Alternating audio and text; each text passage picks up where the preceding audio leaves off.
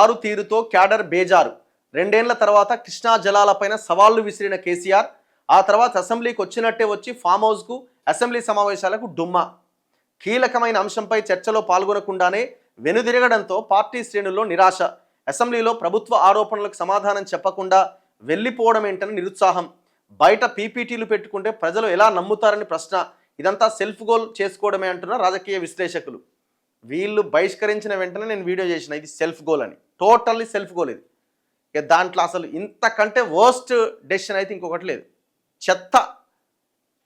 అసలు వీళ్ళు తీసుకున్న నిర్ణయం వెనకాల కూడా వీళ్ళు ప్లాన్ వేసుకున్నారు ముందే, ఎట్లయినా సమావేశాలు మనం బహిష్కరించాలని. స్పీకర్ అన్న ఒక మాటను పట్టుకున్నారు.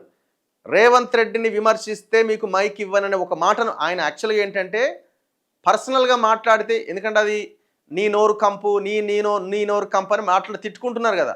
సో దాని మీద ఆయన కమెంట్ చేసే క్రమంలో ఆయన ఆ వర్డ్ వాడిండు. దాన్ని పట్టుకొని ఇక దొరికిందని ఆయన సందు అని చెప్పి బయటికి వెళ్ళిపోయారు. అట్నుంచి అటే. ఇక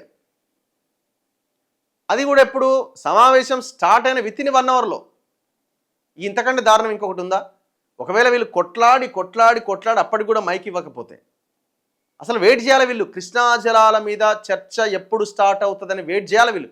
వెయిట్ చేస్తున్నట్టుగానే కనిపించారు ముందు. కేసీఆర్ బయటకు వచ్చిండు, ప్రెస్ మీట్ పెట్టిండు, ఇక నేనే రంగంలోకి దిగుతా, తోలు తీస్తా, ఇదంతా మాట్లాడిండు.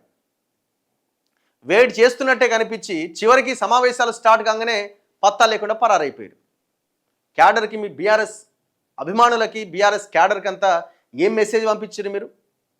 ఇప్పుడు మొత్తం election season, MPTC, ZPTC, municipal election, GHMC election, ఇవన్నీ ఎలక్షన్స్ ఉన్నటువంటి ఈ పరిస్థితుల్లో ఏ మెసేజ్ మీరు ఇచ్చారు? అసలు దీనికి కనీసం వీళ్ళు ఆన్సర్ చెప్పుకునే పరిస్థితిలో ఉన్నారా?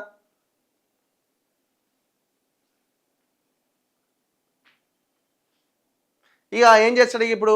ఓ 2-3 బహిరంగ సభలు పెట్టి మళ్ళా రెచ్చు. ఏం లాభం దానివల్ల?